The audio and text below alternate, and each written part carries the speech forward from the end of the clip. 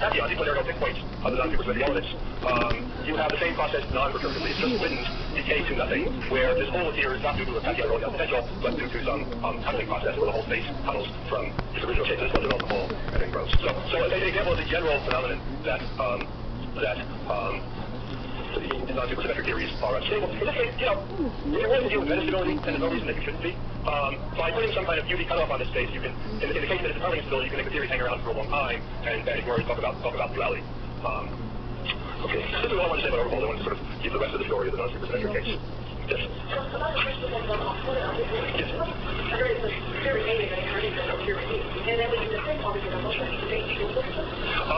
I want to say yes. The difficulty with overfolds is that they don't give you in the large end limit, this is inheritance. And so you basically take, and so in general, in the leading large end limit, anything that happens descends to the overfold theory. If you have something that depends on the next order direction, then not necessarily. Yeah. Also, once you overfold, you have new possibilities because there are operators in the Swift sector which didn't exist before. But that's usually new possibilities and doesn't destroy the original solution yet. So one can build new examples by combining RG flows and overfolds. For the supersymmetric overfold, you have new operators sitting at the fixed points, and some of them are relevant, and you can imagine turning them on, and now you have some singularity. You can be a whole ring of singularities, and the phi sphere can turn into something like S3 cross S2. So you really can start getting topologies. And that's what the conofold is, and by carrying this, again, it often takes some pleasure cleverness and some insight about the gauge theory side of duality to figure out where the flow goes to. There are people who have figured this out. And this is a special case of a much more general thing, which is that the field theory, on the gravity side, you can replace the S5 with any space, which is an Einstein space, in which the G tensor is some constant constant times the metric, and you still get a solution to Einstein equation with just 5 more fluxes. Actually, once you get into other fluxes like the 3 points we were talking about before, you have more general shape. But if you simply just the agreement you have the 85 theory, the 5 more plus the metric, then you can replace the Einstein, that's the Einstein space. And if you want supersymmetry, then there's one more condition, that's the Einstein-Sasaki space, which means that in addition to the Einstein, you have to be Sasaki.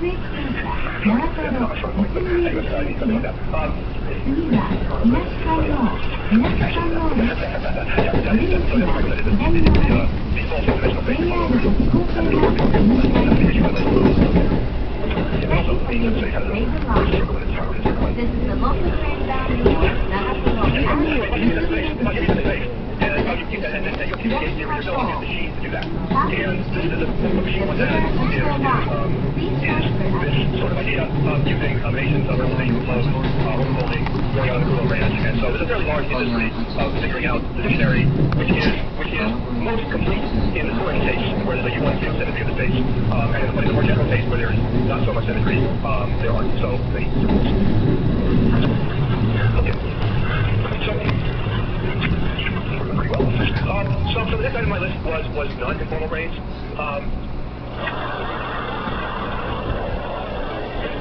So what if we had started the whole story, what if we try to repeat the whole story, not with a D3 brain, but with a D2 brain? So with a D2 brain, we get the same gauge theory reduced to 2 plus 1 dimensions. And in 2 plus 1 dimensions, it's no longer conformal, it's now supernormalizable, it's weak at high energy, strong at low energy.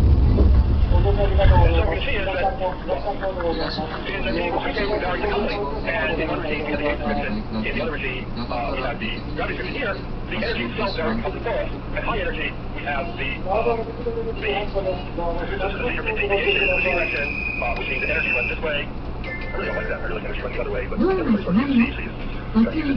Okay. And so at high energy you have the gauge theory, as the good description.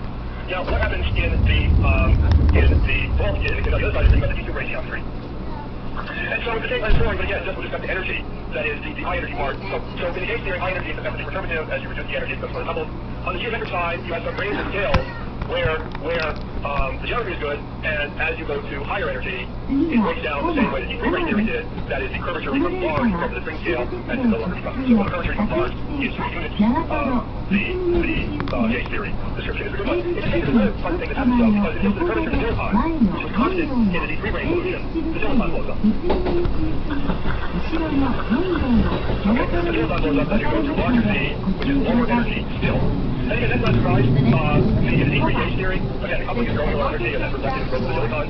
But at some point, the zero time class becomes large, and we no longer use the 2A string theory to describe things, and we have to list the M theory, and the Euclid geometry eventually goes over to the M geometry. And so this provides one run and description of the M grains in recent years, other ways to flow the M grains have been discovered, but it's just the same Gauge theory that we've been talking about, but in one less dimension. In one less dimension, you might think that it combines, because Gauge theory in 3 dimensions really want to combine, because of the precipitancy at the end, and it says that you get the very low energy, so something is very strong, it gives you a realization of the dual to the M grains. You can repeat this for lower dimensional range and higher dimensional. As you lower dimensions, you get infinite fluctuations and things get more complicated. But I want to say something here correctly, but that's important. That's one of the things to this level. We can take it to degree range, and you have to find one phase direction.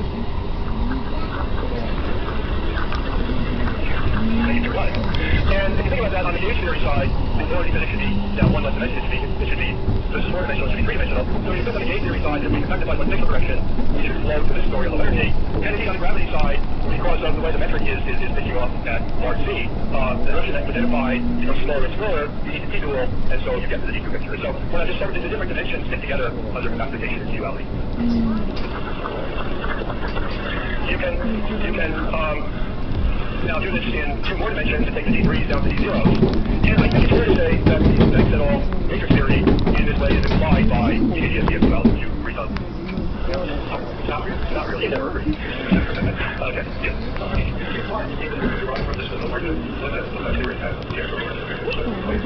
One is simply value application, which is pretty safe one, but pretty somewhat right. So, and also you can go in the other direction. I think it's harder to argue that ADS-CFT follows from matrix theory because there you're looking at extremely low energy sector of the zero rate quantum mechanics, so it counters the gravity. But what's clear is that these two things are cousins of each other. They're not identical. Neither they get contained with the other, but they're very close cousins of each other. Okay. You can also go up to D4 range and higher, and I don't want to belabor the point, but you sort of get the same flow in the opposite direction. Just reverse these arrows. And the gauge theory describes that the inference is because it's non-normalizable, and as you go to higher energies, you flow to the D4 geometry, and eventually to the M5 geometry. Anyway. Okay. You're being a very good audience there. Okay, okay, so turning more to things that, might be useful in everything in their own right. I want to say one more thing about the simplified gauge theory. So I was talking about the fact that ADS-CFT duality is a non-perturbative definition of quantum gravity. And, if you're a stickler, you might say, well, we really have a good non-perturbative definition of the equals 4 storm theory. So coupling, you want to add it, but it's only coupled, you don't have to control the continuum limit.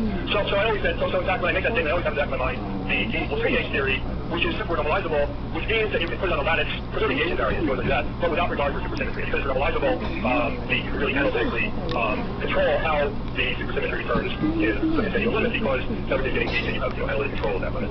So that's the other reason I like to try out the D2 rate version of duality. Okay, now, D2s and D6s. So, you can start getting more range in different directions, and I'm focusing on some of the benefits of this matter connection.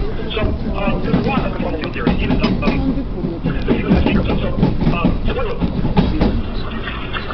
I'm writing Markov equation not for the gauge coupling itself, but for the effective dimensionless coupling, which is that divided by the scale, and equals gamma. And then you have mu partial mu gamma squared is minus gamma squared plus phi gamma to the fourth. And so this is just dimensional. This is saying as you go to high, this is now getting to above dimensions, c equals 3. And so as you go to higher dimension, gauge coupling get stronger. As you go to lower dimension, and I like to play the game pretending that the one-loop term is the only one that matters. And so if phi is positive, this is 0 at finite gamma. And in fact, as you go to lower energies, gamma stops being strong and flows to an unrevealed phi r fixed point. In any case, so that's how universal it is. And you can think of phi as being the same data function that you would have had for this matter content t equals 4. And so in particular, we're talking about positive phi naught.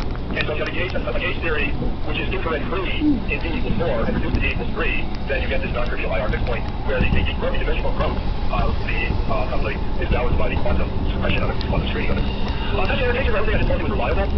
If you take, so you have some gauge theory with a large number of matter fields. So this is vector larging to very copies. And we know that the one-loop beta function becomes more and more dominant in the large end limit. The one-loop term will survive, and this argument is reliable. That gives you weakly coupled fixed points. What happens as you reduce ends to that? That you get strong, you get to stronger, more coupled fixed points is less clear and depends on a case-by-case basis. But now we can make a dual version of this story by taking D2 range lying within D2 range lying within D6 range. So the intersection is two-dimensional. Now you have the D2 range gauge theory, which is a supersymmetric thing, and you have additional vector from the 2 6 strings. And the two-brain theory by itself sees a total contribution of 0. So the same function is 0 due to the high degree of supersymmetry, and then the D6 brains make a positive contribution. And so when the number of 6 brains is much greater than the number of 2 brains, you have a weak couple 6 point. In this case, there's no supersymmetry to guarantee that this survives as you take more 2 brains or less 6 brains and reverse the inequality.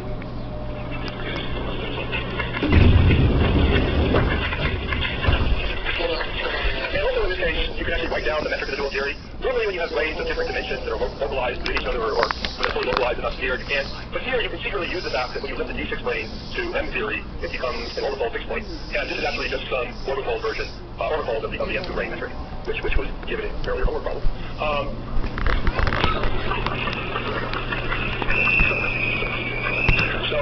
And again, this is a nice starting point for discussing various phase transitions in these two-dimensional gauge theories. And by the way, there's a regime where this looks like a 2A solution, and there's a regime where it looks like an M theory solution. And it's very similar, I think, to the ABJM, very similar to that aspect of the ABJM story for a different orbifold of the M2 brain.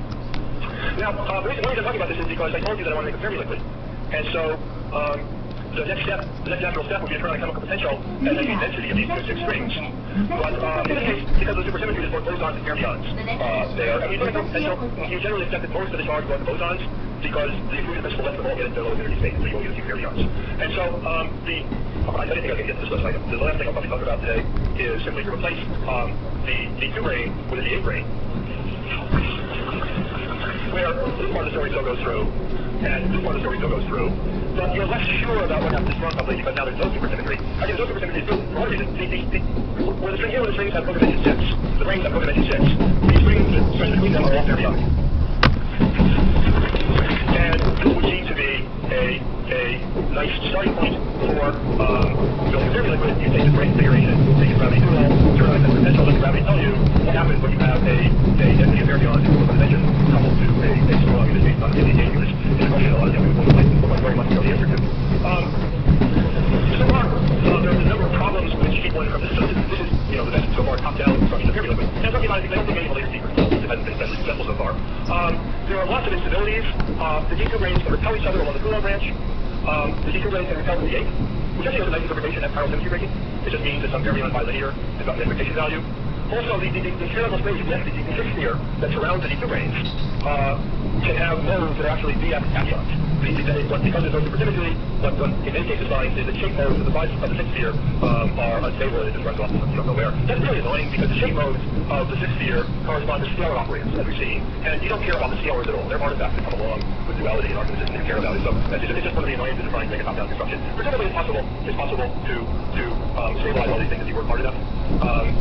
And so let's pretend that the system is stable and try to carry out this exercise of turning on. So if you want to turn on a potential for the gauge field on the 8 brain, then the chemical potential for the fermionic strings that will make a density form. And so every coupling, at least, the effect would be that you would have a 2-1-dimensional gauge theory coupled to a density of fermions. In the brain picture, you turn on some different electric field that runs from the boundary of the space along the 8 brain down to the horizon. And a nice result by Kuroshige and Poinchev, which says if you look at fluctuations of the 8 brain around this, look at the 2-point function, and it looks a little bit like a Fermi surface, in the sense that there are states at omega goes to 0 with finite momentum. And if you think about that, that's not something you ever see in a relativistic system. In a relativistic system, of course, omega is always greater than or equal to k.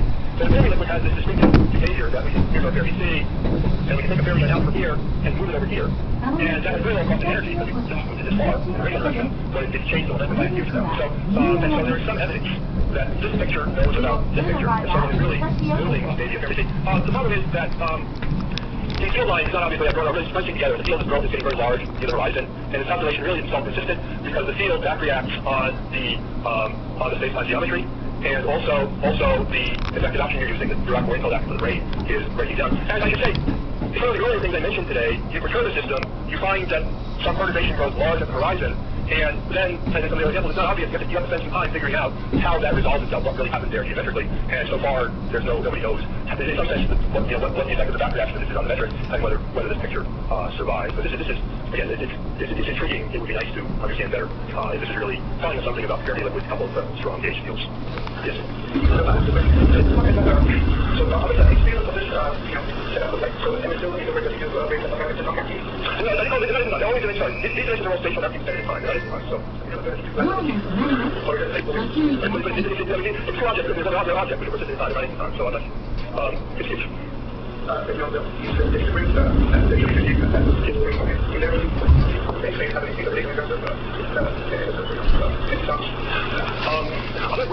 You mean the curve when you separate the two curves, or?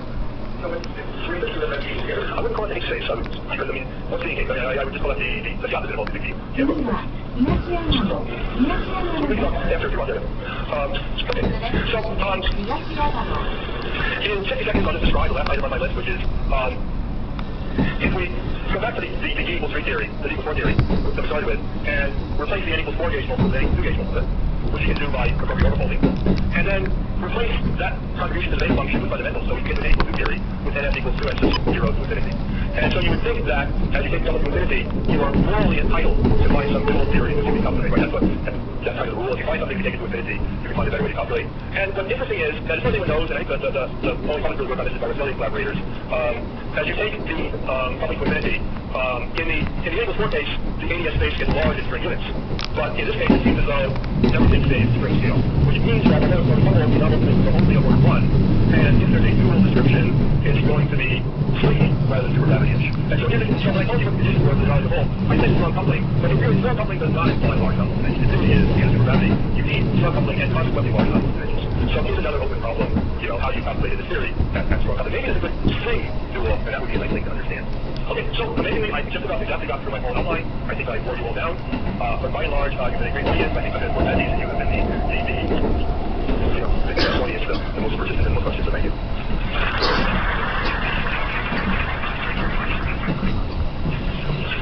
By the way, all week, to give you the lecture, if there are more questions, you're welcome. Yes, I think because this is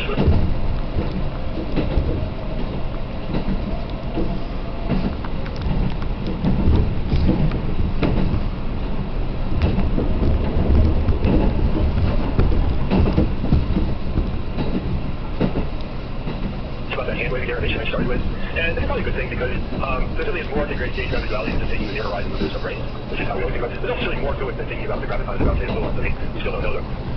Maybe the right way to think about this, there has to be more than one way. But especially this, I want to expand on this strong coupling condition, because it's really just more than this. Now after last time discussion, I can say what I mean by strong coupling. So there's a decreasing length. The picture we had is that there's the ADS scale and the string scale and the clock scale. And actually these two scales, how far apart they are from each other is so important. There are M theory duals where the string theory has merged into the length scale, only one scale up there. But the main thing is that there's a big emphasize from the start is that there's a big separation. And so the things you're seeing down here are only the mass, the only involved the mass of the string state, the supergravity state. And so we particularly have spin plus they're equal to 2.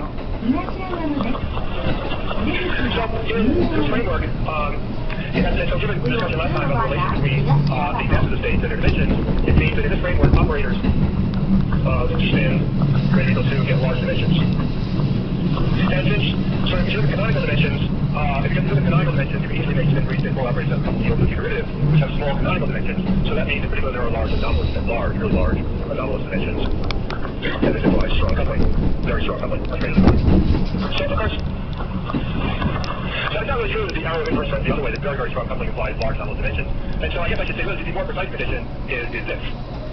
And so not every theory which seems to have very strong coupling will be very strongly coupled in its narrower sense. This is a precise condition. Now there are theories, especially theories which have infinite families of higher spins, and it's not clear how they fit into this picture. In what sense, are those, in some sense, the facility has shooting for theory, which is not known as string theory, and yet which has a power in our spin. And I can't tell you how this fits into string theory or into issue-issue-uality, but certainly in this kind of framework where it's a normal low energy effective field theory, this is a narrower condition. This is the condition that has a hold. And again, the conjecture that I'd like to make is that this is actually a sufficient condition. And he said, I noticed that I've made some progress in proving this. I look at smaller systems that have only a few operators showing that in this case, you can from this condition derive mappings of the gravity dual. Anyway, so this is the real condition. Something this, the real condition when you satisfy something like this. Now we're return to the, unless there's I'm sure there's more questions at some point, but now we're returning to the main theme, which is to start to continue with the duality dictionary. And I want to start with impersonal theme, which is when sometimes use this mythical statement that the duality is really sort of most definitely formulated as a Euclidean thing, and then the Lorentzian thing is kind of derived from public vocation. I don't know if any of you believe that. Again, I've heard it a few times and it always bothers me. So that's why I've emphasized that I think to think that the basic statement of duality is this.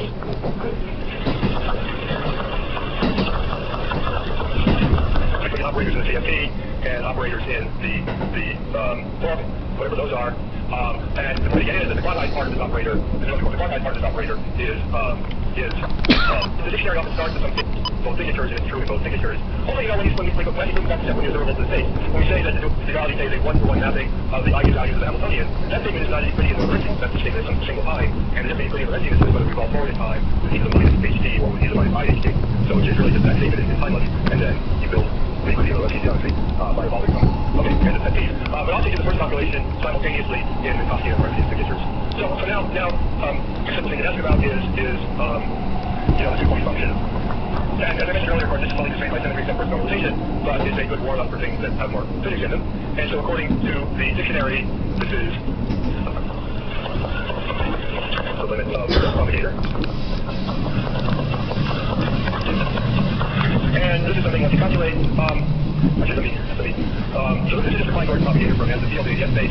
I'm not going to really roll out to this hypergeometric function, but this thing is, call it g to the delta of c. So there are 2 points in the bulk of the space, and there is a single, there's sort of the distance between them, maybe the length of the sort of distance between them, and that's all the z prime over, for some reason. Anyway, this was such a thing, this so far it all works in either Euclidean or Lorentzian signature, so to continue that point in Euclidean signature, what I mean is that x minus x prime squared is the sum over Euclidean directions I equals d x I minus x prime squared, and in Lorentzian signature, this would be instead the sum from I equals 1 d minus 1 x I minus x prime I squared, and then plus I plus epsilon squared x I minus x I prime epsilon. So this is just what you get from this if you rotate back to the Lorentzian time. And so everything here in terms of bump rate time, and you can also make this. Everything here is the bump rate coordinates again because those are the natural ones for the application. So all I said here is to rotate 90 degrees in the plane. I say 90 minus epsilon degrees. Because that's how you get the time order or the Lorentzian coordinates from the top sequence. Anyway, so if you solve the Python equation, the time order, the point function either Lorentzian signature or in Euclidean signature, you put the answer in this form. And the only thing that we need to know about these delta, two things. First of all, this c, the way it's been defined, well, you can see that it goes to 0. For separated points, for x not equal to x prime, it goes to 0 as we take the point to the boundary, and g to the delta, so then it goes to, as you might guess, c to the delta, which gives psi the right boundary condition. And there's some more constants, which I'm going to ask you about that in a minute. It was very mentioned that I like dealing with constants in my equations, and in this case I'm going to try to do it. So in frequency it goes to something called c to delta over 2 delta minus c. So for the next, I don't know how long I have a lecture, I'm actually going to keep a bunch of constants. Probably because there's sometimes gone wrong. So I'm going to redo this calculation in 3 different ways, and the answer, you get one answer right and the third answer wrong, which is a meaning to the normalization, and so why not? I don't understand why I get different answers. Okay, so anyway, and this c delta is some, this is,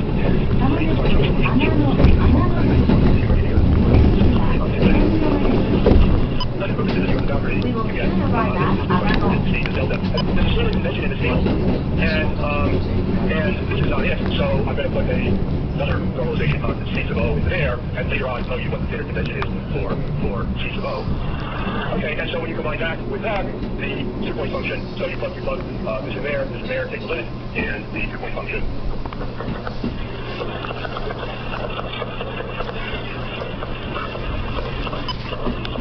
Okay, and the data, when I first wrote down the Klein-Gordon equation, I included for later reference an overall normalization constant in the action, and so I simulated the overall normalization constant. This is just so if you want to consider the 3-point function, the 4-point function, things that start to have more obvious physical meaning, again, you just have the boundary z equals 0, you have some scalar field, and maybe they exchange your graviton, maybe there's some Klein-Gordon term, and so you'd be summing over all of the, the finding graphs in the bulk, and then taking the limit, but we're not going to do, it's interesting, and it's very, very fun, we're not going to do any of that, we're going to focus actually on 2-point functions. Oh, because that's so wrong. We're going to focus on 2-point functions. It will keep us busy enough, and it's interesting.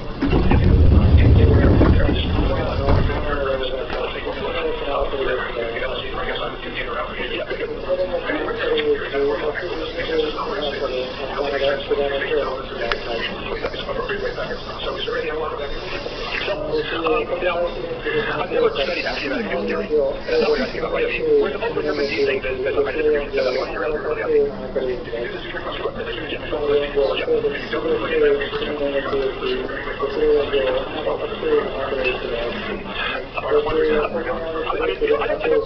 There is something you're thinking of that I've forgotten. I mean, the thing which is more analogous in my mind to LC forms is something else, which I might talk about this in another direction. But it's the question which I pondered a lot, which is particularly where the ADS space is very big and nearly flat. That in the interior, we should be able to talk about string physics and the things like the Giano amplitude, and we should be able to recover them by sending in, focused wave packets from the boundary and derive in that form something like an LHC theorem. And of course, does require wave packets. But that's more analogous to what I think you're asking about. But this is a direction that I'm probably not going to go in because it's orthogonal to, well, whatever. Yeah. Yes.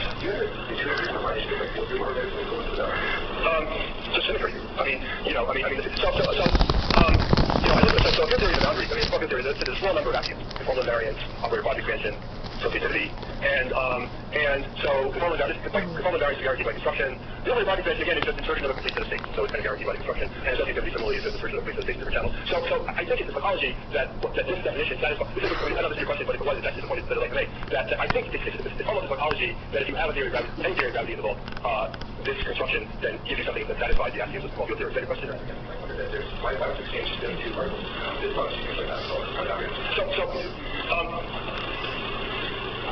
Why are there such particles in the boundary? Well, I mean, there's no particles in the boundary. There's only one particle in the boundary. What are unparticles? Unparticles are particles in the vault. Right. You don't take anything changed to the boundary. You just have a machine that generates a correlator from the boundary, and in some cases, this correlator some correspond to specific Lagrangian. So there's something else you could do that, in the last lecture I talked about what you can bang on this duality, and actually let me show you this question, because it's actually, it's one of the ways you can bang on duality. So let me I don't see questions, but I'm going to talk about something like that. Okay, now we're going to stop, but one of the things I want to relate this duality, this version of the dictionary to the version in terms of generating functions. And as a first step, we can consider a mixed two-point function where we keep one field in the vault, but we move one to the boundary, so a two-point function between an operator and vault. And one is a mean to the boundary, and if you take that limit, then it just becomes keeping my conventional normalization constants in varying places.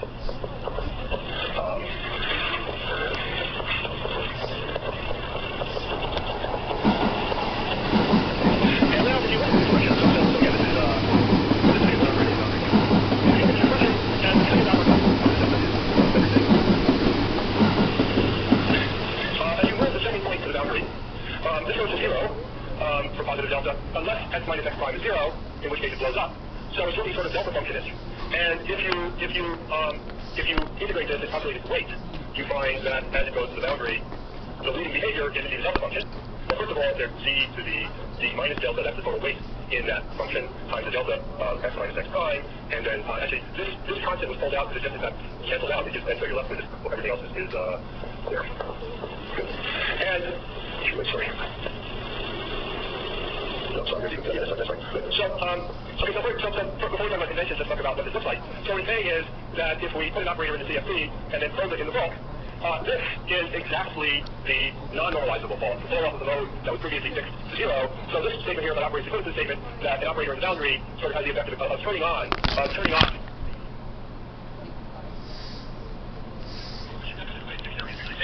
fact, now the convention is that the operator is normalized. So this is 1.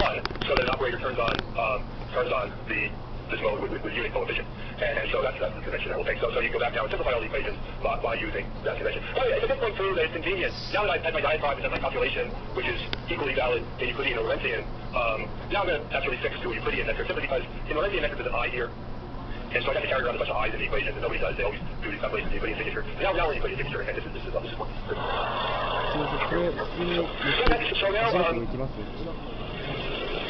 So now that if we insert it to the CFT, if we insert it to the exact expectation value, the expectation value, now we can take this idea and make a generating function out of it. ご注意を保存が記録での注意いたします。範囲の状況で、すべて3分の1、後ろやじをお花の発生を可能です。the alpha of x, which was お previously 待た set to せいた 0, しました。 is now set to j of x. So the quantized mode, the quantum mode, the mode is fluctuating, is still the normalizable mode, but the non-normalizable mode has been now set to some non-zero fixed value. And so now we can say the dictionary this way, the way you probably used to thinking about it, that the imputation value in the CFT of this operator, so this dictionary, is equal to the tenth integral of the ball, with alpha fixed to this value here.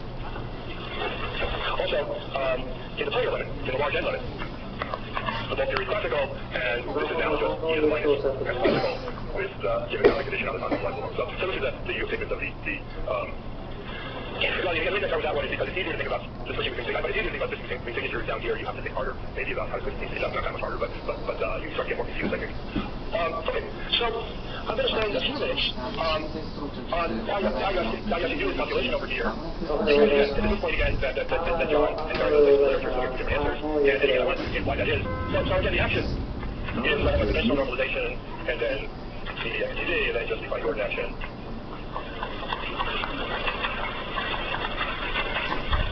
When you evaluate the classical action, so when you extremize this, so it's a boundary condition, then it reduces to a surface term. You can integrate by parts. You can integrate by parts. You can integrate by the surface term. Actually, maybe I wrote this out.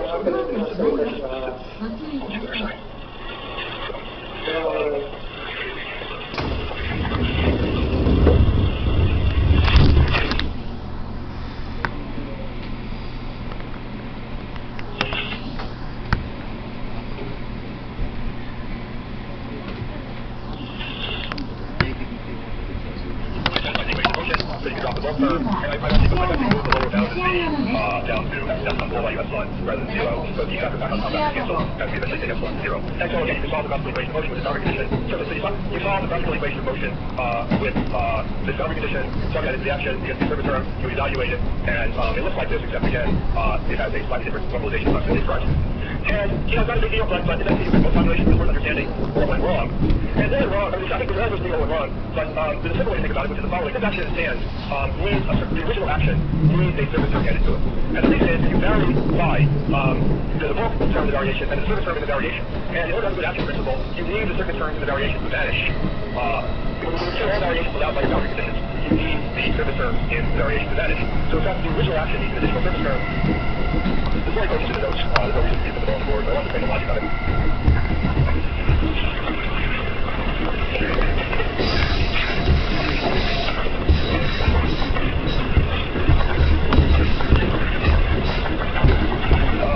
I'll spend a lot of time thinking about surface terms, so I think he improved the logic. And the logic is, there's a lot of conditions that you might want your surface terms to satisfy. The most important one is you need a consistent action principle, meaning that the action really is stationary at a classical solution. And in the form this needs to satisfy the field equation. Again, the boundary means that the boundary variation vanishes, and it doesn't for this action, but you add this particular surface term, the variation vanishes, and then you add this to the equation of flexion to get the correct answer. So, okay, so I think good question. That is higher order in 1 over n. Because the reason, in fact, that I carry this extra constant beta around is because it's an order of 1 over n squared. Meaning the coupling of the ball is order of 1 over n squared. Any kind of, so we've done, we're just doing this graph. So that reaction would be this graph, and that's a 1 over n squared direction. That's a homework problem. Yes. We're talking about the function of there is, yeah, you can figure out, yeah, that's okay. Okay. So the question of the yes. No, it's a shadow. It's a shadow. The equals term of the whole thing is so there's the alpha mode that we set to the beta mode is still varying. And there's an alpha delta beta surface term here, which is canceled by this. Yeah.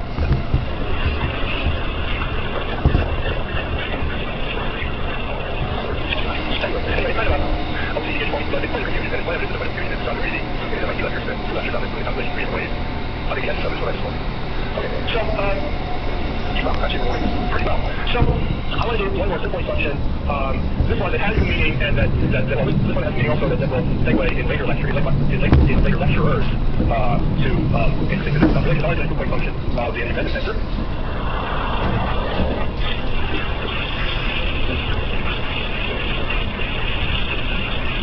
So,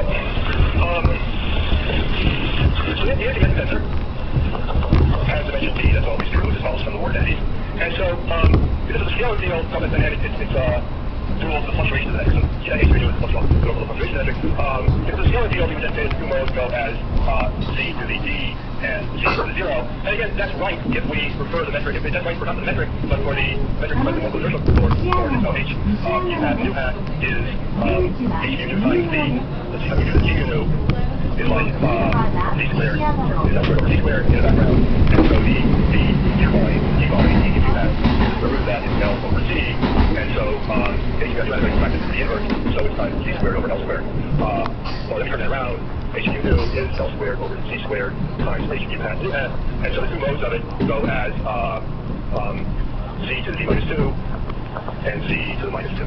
Okay, so and this is right because in fact, if you look at this, the non-normalizable mode, the one that we're going to fix, has the same scaling as the AES metric itself. The AES metric goes as L squared over C squared theta mu nu. And so if we deform so this is the metric of the CFP. If we want to ask what does the CFP do if I put it in a different metric, if I change this, then this just corresponds to changing the non-normalizable mode of the bulk metric. And of course, changing the metric of the CFP is just equal to the application value of the energy method tensor. So this is just the dictionary that says consuming the energy method tensor in the boundary theory is like changing the non-normalizable mode of the metric. Well, so you come with a natural normalization because we can directly identify again the metric of the CFP with the limit of the metric in the bulk. Okay,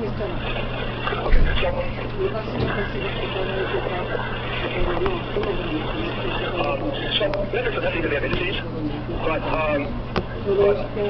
sometimes they don't work, but sometimes we can be lazy, and we can be lazy because there are some components of the metric where the calculation is identical to the scalar calculation.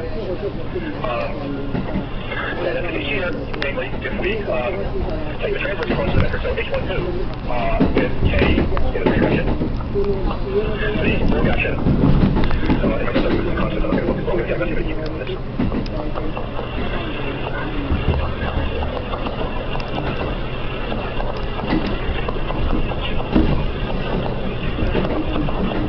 So this is exactly the same as the actual first scalar field mass 0, and so we can just support our earlier calculation. Also, this is a density Z plus D minus 0, so like the term that I was talking about, that's here, just the forecasting. So we just repeat the scalar calculation. The normalization classes, I don't want to talk about in detail here, but we're talking about something right to the end, and at the end of the footnote, you can see more about where they all came from. You find that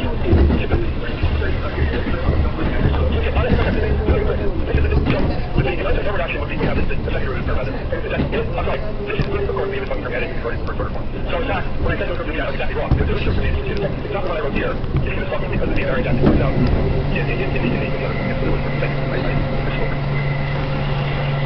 So the other thing I want to do, the other thing we're doing the same calculation again is, we were lucky in the earlier calculation because we were able to write down all the correlation functions in position space due to the high degree of symmetry, but once you turn on temperature and field and things, that's not going to happen, and so you're going to want to work in momentum space. So here in fact, H is not just the, so H is how you look at momentum space. In momentum space, when you solve the field space of the book, is the characteristic vector functions. And in particular, I guess I'm now going to specialize to, I think now you're on R3D CFD, but I'm going to specialize to media applied fluid theory, and this is whatever tell you was on the boundary. Okay, so the function, and it goes on the boundary, goes to the combination, goes to a constant, which we're determining as the perturbation of the boundary metric. And if you got to the horizon, in these space calculations, this double function goes to 0. If you continue it to compute space, well, you go to 0, whatever. If you use the calculation, it's easier to think in the degree space. Okay, and also, this action is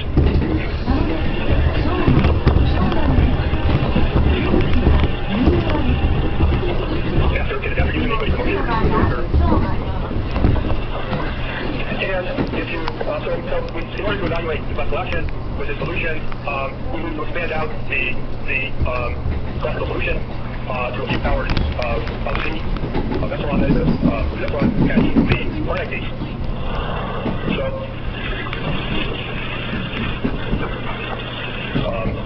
H classical is 1, it's the overall thing, times 1, and it's order K squared, C squared each, and then there's K squared care about, which is K to the 4th, K to the 4th, log K, and I'm going to put the normalization down, minus 160. Okay. So now, if you insert this, if you insert the solution to that you'll see the leading peaks looks like they come from square, then come from k squared epsilon squared, separate k1 over epsilon, or epsilon to minus 3, which came from the volume originally. And so the leading term here is actually divergence inside epsilon to minus 2 k squared. And I thought it was actually the so that's not surprising because this is analytic in momentum, which means that it's a local current position state. And we're only interested in the point function of finite separation. The local terms are, generally subject to convention, and so anyway, so divergence, if you care about it, you normalize away if you care about it. But the first substance is important because it's the first non-analytic piece, the first piece which is non-local in space-time, and so when you insert that, the piece of interest is again h boundary squared, L cubed, to the fourth log k over 16 L cubed. And now, if we translate this into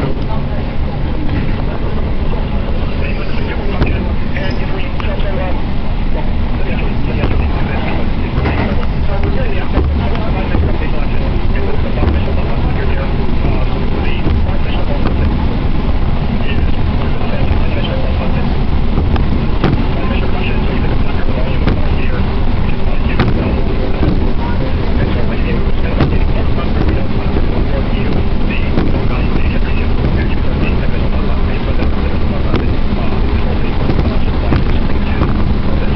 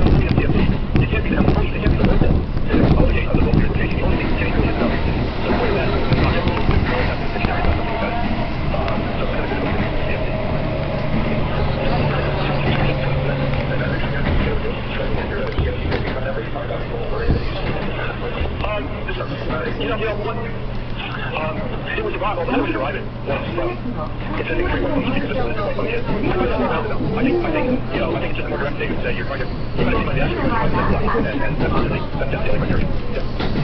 So the local part is not so like I said, the local part of the local. I said that the contact card is 4183. Is that what you got for this question?